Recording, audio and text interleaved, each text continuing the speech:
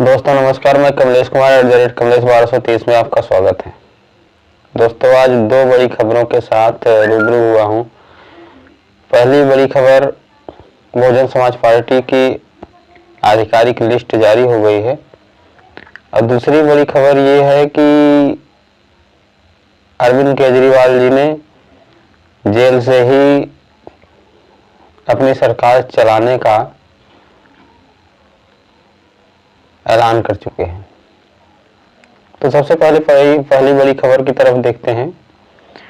पहली बड़ी खबर यह है कि बहुजन समाज पार्टी सुप्रीमो बहन कुमारी मायावती जी ने आज दो लिस्ट जारी की उम्मीदवारों की।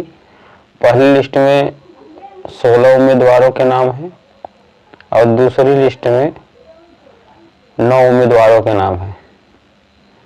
कुल मिला जुलाकर बहुजन समाज पार्टी ने 25 उम्मीदवारों की लिस्ट जारी की है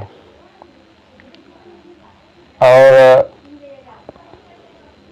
माहौल जो है वो बता रहा है कि बहुजन समाज पार्टी की कई उम्मीदवारों के पक्ष में माहौल बना हुआ है, कांटे की टक्कर हो सकती है।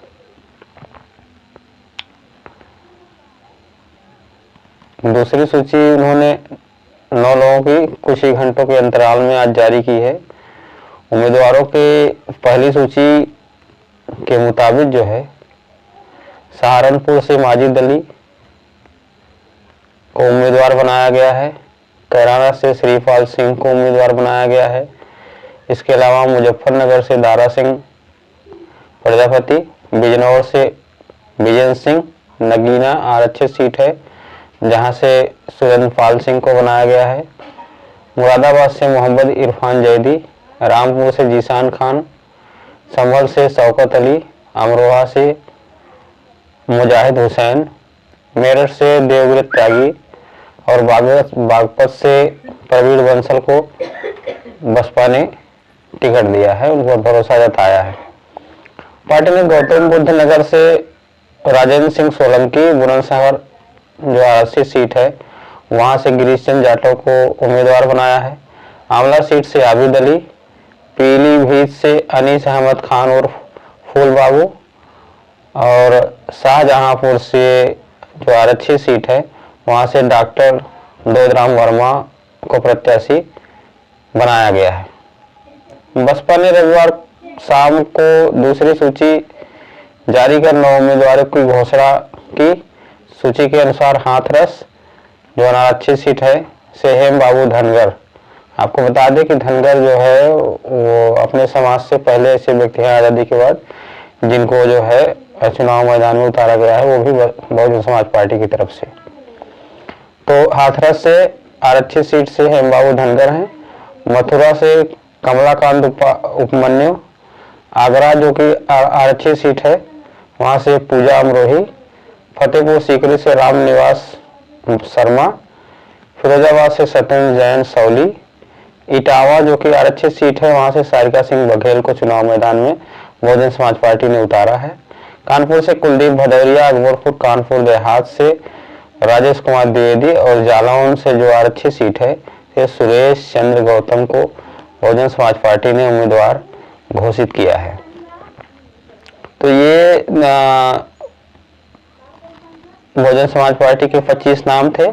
इन 25 उम्मीदवारों में बताया जा रहे हैं 7 मुस्लिम उम्मीदवार हैं और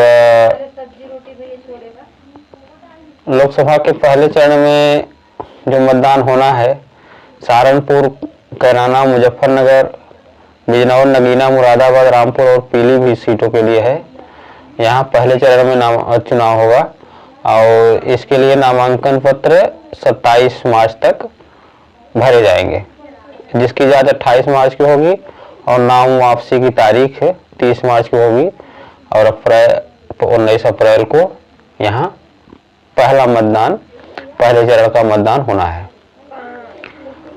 तीसरे चरण के मतदान के लिए मथुरा से दूसरे चरण में 26 अप्रैल को, जबकि हाथरस में, आगरा में, फतेहपुर सीकरी में, फिरोजाबाद में तीसरे चरण में 7 मई को मतदान होना है।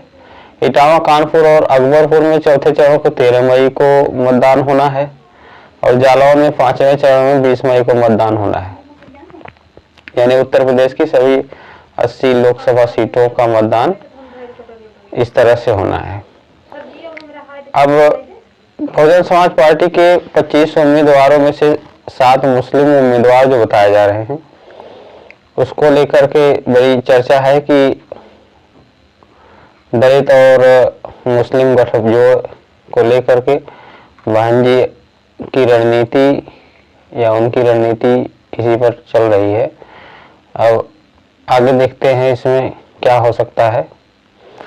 आइए बात करते हैं दूसरी सबसे बड़ी बात जो निकल कर आ रही है दिल्ली के मुख्यमंत्री अरविंद केजरीवाल को लेकर के। अरविंद केजरीवाल जी धन शोधन मामले में, शराब नीति घोटाले वाले मामले में जेल में है और उन्होंने जो है जेल से ही सरकार चलाने का दावा भी किया है और उनकी पहली प्रतिक्रिया जो आई थी दोपहर को संदेश, मान के चलिए संदेश एक आया था जिसमें उन्होंने कहा था कि हम यहीं से सरकार चलाएंगे क्योंकि ये दिल्ली की जनता चाहती है। और उन्होंने एक पत्र भी लिखा जिसमें स्पष्ट रूप से कहा कि जल निगम के सभी अधिकारी कर्मचारी सतर्क रहें क्योंकि आने वाले समय में गर्मी का प्रकोप बढ़ने वाला है और दिल्ली की जनता को किसी प्रकार की पानी की समस्या नहीं होनी चाहिए, इसलिए अभी से अपनी तैयारी रखी जाए। उधर आम आदमी पार्टी कार्यालय को सील करने की बात भी उठ रही है, वहाँ आम आदमी कार्यकर्ता प्रदर्शन भी कर रहे हैं। इसमें देखिए क्या कार्रवाई होती है। और उड़ते उड़ते खबर ये भी चल रही है कि हो सकता है आम आदमी पार्टी की ही सदस्यता खत्म हो जाए। कोई ऐसा नियम या हो सकता है, बताया जा रहा है कि अगर ऐसी बात हुई तो पार्टी ही समाप्त हो जाएगी या पार्टी के ऊपर भी ब्लेम लग सकता है। और उधर चूंकि इंडिया गठबंधन में आम आदमी पार्टी सम्मिलित थी, इसलिए जो है ये खबर भी आ रही है कि 21 मार्च को अरविंद केजरीवाल की जिस तरफ से गिरफ्तारी हुई है, 26 मार्च तक या उन्हें रिमांड पर भी दिया जा चुका है कोर्ट के द्वारा। इंडिया गठबंधन की तरफ से खबर आ रही है कि हम 31 मार्च को रामलीला मैदान में एक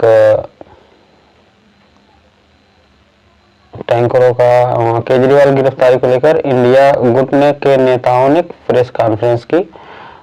इसमें आप नेता गोपाल राय ने कहा कि केंद्र सरकार विद्यालयों की खरीद फरोख्त कर लोगों को डरा धमकाकर पूरे विपक्ष को चुप करा रही है। यही जो आरोप लगा रहे हैं भारतीय जनता पार्टी की सरकार पर लोग कि विधायकों की खरीद फरोख्त करा करके लोगों को चुप कराने के लिए हो रहा है। और भारतीय जनता पार्टी चाहती है कि यहाँ दिल्ली में और पंजाब में आम आदमी की सरकार जाए या मुझसे गठबंधन करे। ये लोगों को कयास लगाए जा रहे हैं तमाम तरह के। ये भी बात चल रही है कि हो सकता है आम आदमी पार्टी का खाता भी सीज हो जाए। और देखिए रामलीला मैदान पर महारैली करने की अपील की गई है, पूरे दिल्ली से अपील की है कि आप एकजुट होइए। वहीं केजरीवाल की गिरफ्तारी के बाद आम आदमी पार्टी आज पहली बड़ी बैठक कर रही है। पार्टी के जनरल सेक्रेटरी संदीप पाठक इस बैठक में अध्यक्षता कर रहे हैं। इसमें पार्टी की आगे की रणनीति तय की होगी कि क्या करना है, कैसे करना है। उधर केजरीवाल की पत्नी सुनीता केजरीवाल भी ईडी ऑफिस गई थी और उन्होंने भी उपराज्यपाल को चिट्ठी लिखी थी और एक वकील बता रहे हैं विनीत जिंदल ने अरविंद केजरीवाल के आर्डर पर दिल्ली के उपराज्यपाल बीके सक्सेना को लेटर लिखा है। इसमें लिखा है केजरीवाल को ईडी ने गिरफ्तार किया है। अगर कोई सरकारी आदमी रिमांड में है तो उसे बिना कोर्ट के आर्डर के बाहरी दुनिया के साथ बातचीत की इजाजत नहीं होती है। ये जो केजरीवाल जेल में ही रह करके सरकार चलाने की बात कर रहे हैं उस पर ये टिप्पणी है। केजरीवाल के मामले में केवल उनकी पत्नी और उनके कानूनी सलाहकार को ही उनसे मिलने की इजाजत है। कोर्ट ने केजरीवाल को किसी भी तरह का आर्डर को जारी करने की परमिशन नहीं दी है। और दिल्ली कांग्रेस ने जो बोला है ये रैली पॉलिटिकल नहीं होगी। दिल्ली कांग्रेस प्रमुख अरविंदर सिंह लवली ने कहा है कि यह रैली पॉलिटिकल नहीं होगी और ये हिंदुस्तान के लोकतंत्र को बचाने की लड़ाई है। वहाँ एक विधायक आतिशी है, वहाँ भी उन्होंने बोला कि महारैली केजरीवाल की नहीं है, लोकतंत्र को बचाने के लिए है। और आप नेता आतिशी ने कहा कि 31 मार्च को रामलीला मैदान में होने वाली इंडिया गठबंधन की महारैली अरविंद केजरीवाल को बचाने के लिए नहीं बल्कि लोकतंत्र को बचाने के लिए आयोजित की जा रही है। विपक्ष को एक तरफा हमलों का सामना करना पड़ रहा है। और इधर प्रेस कॉन्फ्रेंस में आप नेता गोपाल राय ने कहा कि सरकार कह रही है कि केजरीवाल को इसलिए गिरफ्तार किया क्योंकि उन्होंने भ्रष्टाचार किया। उनके आरोप की धज्जियां सुप्रीम कोर्ट ने उड़ा दी। कल शहीदी दिवस था। शहीदी पार्क में सबको श्रद्धांजलि देने के लिए मशक्कत करनी पड़ी। पंजाब के मुख्यमंत्री भगवंत मान पहुंचे थे, हमारे नेता वहां मौजूद थे। ऐसा बर्ताव किया जा रहा है जैसे हम अपराधी हों। तो ये सब तमाम चीजें चल रही हैं। और इसी तरह की खबरों को देखने के लिए आप मुझे सब्सक्राइब जरूर करें, लाइक करें, कमेंट करें। धन्यवाद।